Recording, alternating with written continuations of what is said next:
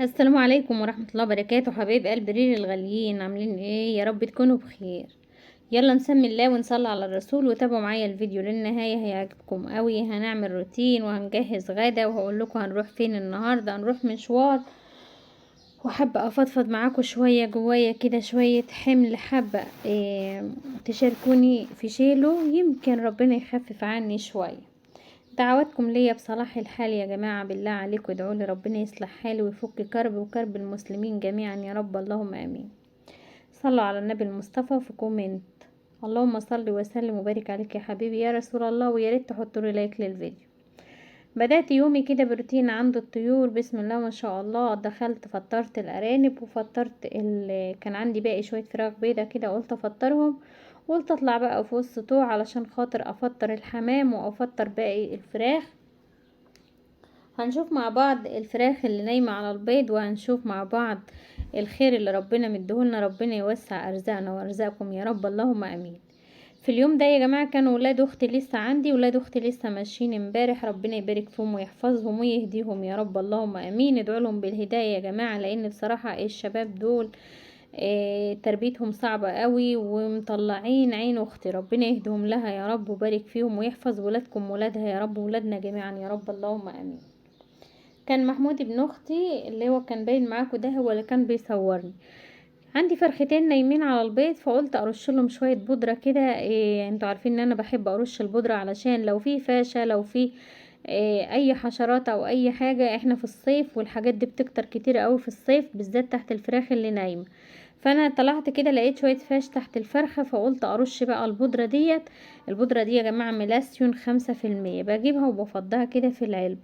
خلصت للطيور ديت، والطيور التانية بقى دي بحط لها علف بياض، وبحط لها عيش وذره. لكن الطيور ديت بحط لها برضو بفطرها ساعات علف بياض، وساعات بعمل لها شويه كده سرسه او رجيع زي ما بتقولوا عليها، احنا بنقول عليها سرسه، لان ديت الفراخ اللي هي اللي بتبيض يا جماعه، دي الفراخ البلدي على الفيومي على معاهم الديك البراهمه.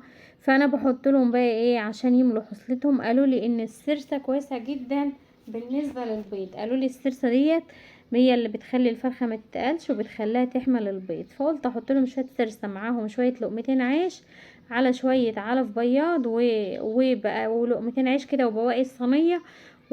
والحمد لله دخلت ابص لقيت بيض. طبعا وانا يا دوبك خلصت فطرت طيور، ولقيت محمد الله يبارك له اتصل عليا وقال لي ام رحاب قابليني بالارانب. فزي ما انتم شايفين كده نزلت كفر الشيخ، فبالمره يعني واحنا معديين كده من عند المزلقان كان الطريق مقفول عشان القطر كان معدي، فقلت اصور لكم يعني اللقطه ديت ما احرمكمش منها. كنت راكبه انا في العربيه اللي انا باين منها حته دي في الصندوق من فوق، يعني انا كنت راكبه في العربيه نص نقل، لان هي كانت طالعه من قدام البيت من عندنا من هناك نازله كفر الشيخ. طبعا بينا وبين كفر الشيخ اكتر من ساعه ونص، بس طبعا ما فيش يعني مواصلات في الوقت ده، وكنا خلاص الساعه 11 وحاجه فاتاخرت. فقلت يلا بقى خلاص اركب واروح اودي الحاجه لاصحابها. نزلت كفر الشيخ وقلت اروح ادور على سمك بعد ما وصلت الارانب لمحمد. نزلت ادور على سمك بقى عشان نتغدى، كنت ناوية اذبح يوميها، الكلام ده من يومين يوم الجمعة، فكنت حابة اذبح. فبصراحة ما لقيتش سمك. يوم الجمعة ايه يا جماعة؟ مش يوم الجمعة، النهاردة الخميس، الاربع، يوم التلات يا جماعة. فدورت بصراحة ما لقيتش سمك في كفر الشيخ، قلت جايز الاقي في منشية عباس. نزلت ما لقيتش في منشية عباس، لان طبعا كنا لسه في اجازة عيد. فاعمل ايه يا مرحب واحنا لسه بقى هروح اطبخ ولا كده؟ قلت لا خلاص هشتري رنجة واروح اعمل طبق سلطة رنجة، يعني ايه اكلة المستعجلة. روحت فعلا عملت طبق سلطة رنجة واتغدينا وحمدنا ربنا، الحمد لله. الحمد لله، ربنا يديمها نعمة يا رب، وبارك لنا وبارك لكم يا رب، اللهم امين. طبعا يا جماعة الايام اللي انا عايشاها ديت يمكن تكون اصعب ايام، مش هقول اصعب ايام مرت عليا، لان انا فعلا مر عليا ايام صعبة كتير، بس الايام دي فعلا انا حاسة كده، حاسة دايما ان انا جوايا هم وجوايا كرب، وحاسة ان انا مش قادرة، حاسة ان في حمل تقيل على قلبي من يوم امي ما مشت ومن يوم بنتي ما مشت.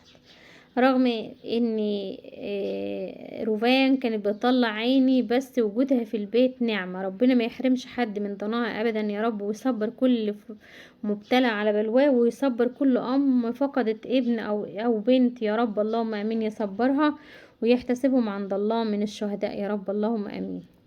كانت مالية عليا البيت طبعا. بتحايل على اخويا ابعت امك وابعت بنتي، بيقول لي لا خلاص انسيهم، امك معلش نازله عندكم تاني. طب والله يا جماعه انا ما انا عارفه اقعد من غيرها. انا النهارده كلمتها في التليفون، قلت لها لو ما جاتيش ما عدتش هروح اعلف طيورك تاني علشان تيجي، لاني طبعا سايبه طيورها هنا وكده.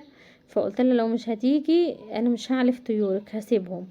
فقالت لي ما تزعليش منك يا ام رحاب. قلت لها لا طبعا، ولا ما انتوا حاسين الواحد بيتكلم وحاسه اني مخنوقه. متعودتش ان هي تبعد عني الفترة دي كلها، رغم ان هي مش ما طولتش، بس انا مشتاقه لها جدا. كنت كل يوم الصبح اصب عليها وانا جايبه لها العيش، انزل اقعد معاها شويه، انزل اتغدى لقمه معاها كده، اسمع منها دعوتين حلوين كده الصبح وانا جايبه العيش كده، وهي بتقول لي ليه يسترها معاك يا بنتي ويرزقك، ليه يبارك لك فيهم، ليه تاكلي جريهم. الدعاء ده عندي بالدنيا بحل، كفايه عليا ان انا اسمعها كده كل يوم الصبح. يلا ربنا يجيبها لنا بالسلامة يا رب، اللهم امين. ويهدي اخويا، لان بصراحة هو مش عايزها تيجي هنا، ما عادش حابب ان هي تنزل هنا، بيقول لي لا ما عادتش نازلة عندكم تاني. طيب وروفان يقول لي خليها بقى. وانا بقولت لها النهارده يا امي ركبي روفان في الاتوبيس، قالت لي انا انتي هتأمني على بنتك تركب الاتوبيس؟ قلت لها اي حد جاي من البلد، قالت لي لا طبعا ما ينفعش.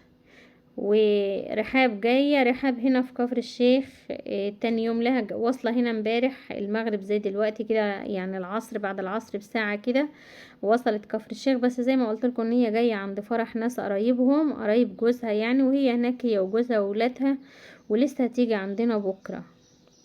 هي قالت هتيجي الجمعة عشان تلحق تقعد مع اخوها، يا دوبك هتسهر مع اخوها ليلة، لان محمد صبح مسافر راخر، ربنا يبارك فيهم ويفاديه هو واللي زي يا رب. ما تتخيلوش بقى، رغم ان رحاب جايه وولادها جايين وبيبقوا مالين عليا البيت، بس انا حاسه ان الدنيا كلها ضايعه مني.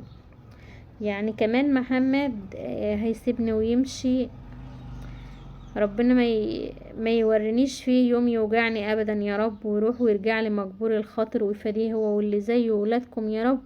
بس هو كل حاجه في حياتي، هو مالي عليا حياتي، يعني رغم ان احنا الواحد ما بيقدرش يقوله كلام زي كده. يعني انا بيني وبين محمد حياة، يعني احنا ممكن نضحك سوا، ممكن نهزر سوا، لما نخرج سوا تلاقينا تحس ان احنا الاتنين اصحاب واخوات.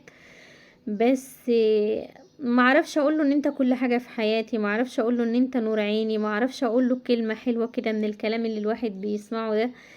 احساس جوايا بس ما اقدرش اعبر بيه، يعني مش عارفة. بس هو فعلا كل حاجة في حياتي، ربنا يخلولي ويبارك فيه يا رب وولادكم يا رب، اللهم امين. وربنا يهون عليا الايام ديت. بعد ما اتغدينا وريحت شوية صحيت العصر، الفرختين اللي انا كنت بفطر فيهم الصبح دولت مش عايزين يكبروا وعمالين يشخوروا، يعني انا دبحت الكبار فيهم كلهم، وفاضلين بقى شوية اللي هم الرفيعين دول اللي السردة زي ما بيقولوا طبعا، اللي واخدين برد وعمالين كده يخنفروا ومش عارف ايه. فقلت يا مريحة يا بنت هتقعدي وتسيبيهم كل يوم اصبح الاقي واحدة ماتت؟ طب خسارة يعني، حتى يعودوا الاكل اللي كلوه. فجت في بالي فكرة، قلت بدل ما اطلع اذبح فوق وافضل واقفة طول النهار على الرخامة ورجلي عادت بتوجعني من الوقفة، خطر في بالي فكرة ان انا اعمل الكانون ديت. قلت بقى قلت له يلا يا حودة تعالى امسك معايا. انا كنت بلعب بالنار يا جماعة، لانه بيقول لي يا خالتي في عيال بيعملوا مش عارف بيولعوا عصاية ويعملوا بيها قلت له يا محمود زي كده يا محمود، كنا بنعملها واحنا صغيرين في الضلمة وتعمل شرارات شكلها حلو كده. ففعلا قعدت العب بالنار، ذكريات بتبقى حلوة. ربنا يدينا ويديكوا طولة العمر ويخلي لنا حبايبنا يا رب، وما يحرمناش منهم ابدا ابدا ابدا يا رب، اللهم امين. حطيت صندوق قدام مني، مفيش احسن من الحاجة اللي انت تنضفي وتعملي شغلك وانت قاعدة. جهزت الكانون. يعني انا النهاردة كنت مولعة النهاردة تاني، كان باقي كام فرخة، كان باقي 4 فرخات ولا 5 فرخات. فعملت النهاردة تاني، بس بقى عايزه اقول لكم والله ما بياخدش ولعه كتير، هي حتتين خشب وبس. انا عدلته بقى علشان الدخانه ما تطلعش بره على الحيطه.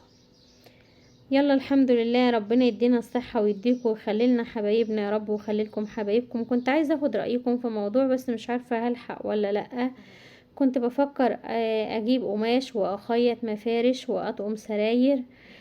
بس محمد بيقول لي حرام عليكي نفسك، اقعدي ما عدتش تشغلي دماغك تاني، ما عدتش تفكري في حاجه تاني. بقول له النهارده يا محمد خلاص انا هسيب المكنه في المحل وانت مش هتبقى موجود، واختك هتروح بيتها وانا هبقى قاعده لوحدي ومش هعرف، مش هطبخ كتير، مش هشتغل كتير، اللي هروقه هيفضل نضيف زي ما هو، فهعمل ايه بقى؟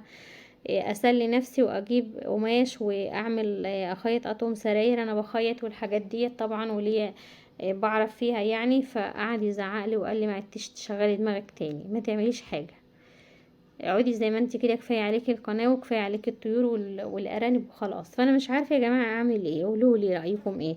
قلت له خلاص يا محمد انا هستخير ربنا، لان انا بصراحه نفسي اخطي خطوة وربنا يبارك لي فيها كده ويكرمني، علشان خاطر انا ما عدتش عايزة اخسر تاني، وفي نفس الوقت خايفة لما افضاش. فقولوا لي رأيكم في الكومنتات وما تنسوش اللايك